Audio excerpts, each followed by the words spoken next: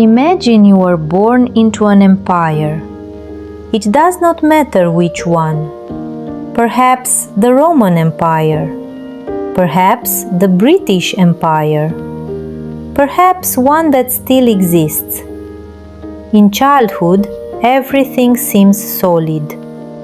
There are laws, there is order, there are rulers, there is a center, and that center seems permanent. History, however, suggests something strange. Empires rarely disappear at the moment they seem most vulnerable. Often, the fracture appears during the very period of their maximum expansion. As control expands, the center must manage more and more complexity. And sometimes a paradox emerges. The expansion of power seems to reduce the very capacity to control what has been expanded. Like an organism that continues to grow until it begins to lose sensitivity in its own extremities. The Roman Empire experienced this tension. So did other empires. But the lesson seems to reappear constantly. Not identically, not mechanically, but under different forms, with other technologies, with other institutions, with other justifications, and yet with a surprisingly familiar structure. Then come the revolutions. Crowds take to the streets. Symbols are overthrown. Monuments fall. Regimes change. And for a moment, it seems that power itself has been defeated.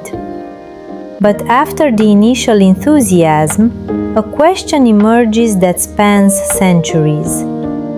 If the old system has disappeared, why do some of its mechanisms seem to survive? Perhaps because revolutions transform the occupants of the center more easily than the structure of the center itself.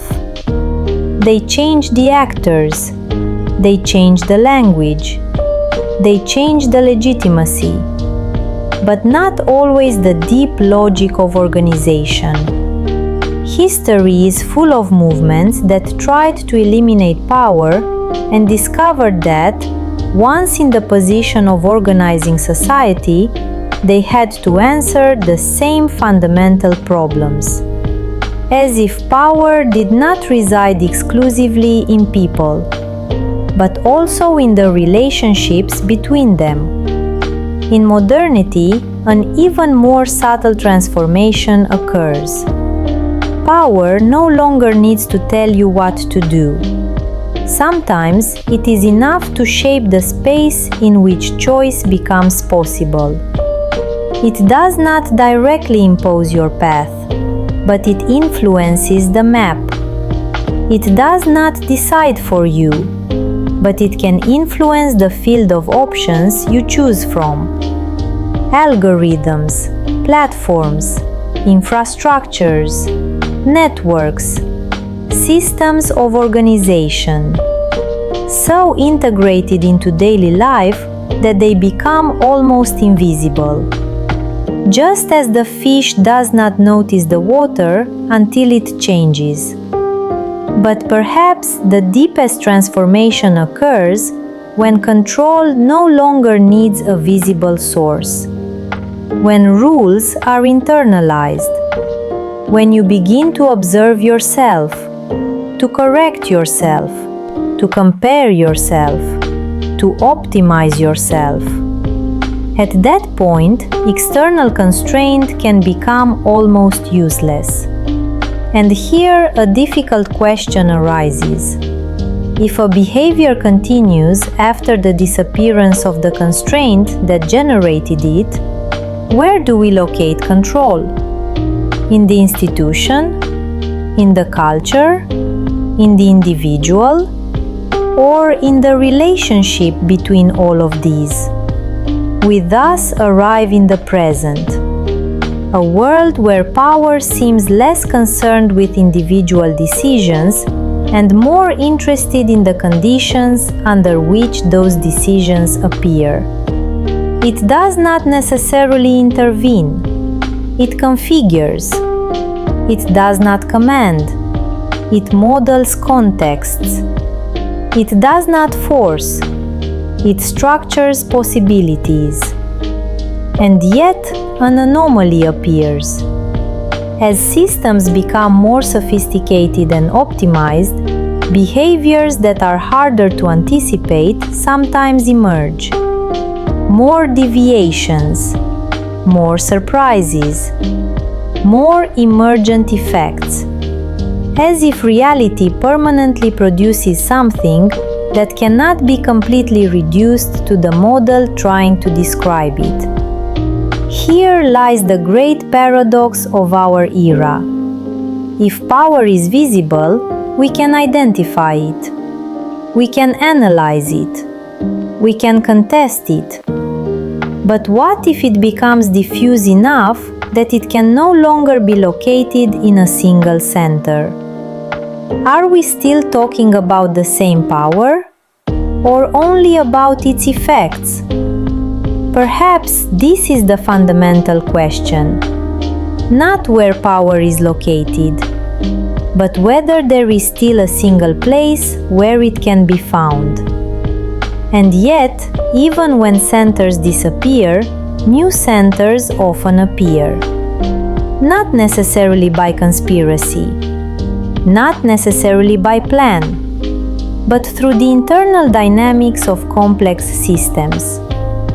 Decentralized communities, free markets, distributed networks, spontaneous movements, all seem to generate, under certain conditions, nodes of coordination and influence. As if order and centralization were not just products of will, but also emergent properties of collective organization. And here we reach the final lesson. Perhaps the history of power has no end. Perhaps there is no definitive victory. Perhaps there is no point where power completely disappears. There are only transformations, metamorphoses, reconfigurations, oscillations between more visible forms and less visible forms. And after 7 volumes, a single question remains. If power can no longer be clearly separated from the system we live in, then from what position do we observe it? Perhaps the true limit is not that of power. Perhaps it belongs to the observer. Perhaps we have never viewed power from the outside. Perhaps we have always viewed it from within. And if that is so, then history does not end, because each answer modifies the question. Each explanation modifies what it tries to explain. And every attempt to understand power already changes the world in which this understanding appears. Perhaps power does not disappear. Only the certainty of the place from which it can be observed disappears. And when this certainty unravels, neither full presence remains, nor full absence, just oscillation. And history continues.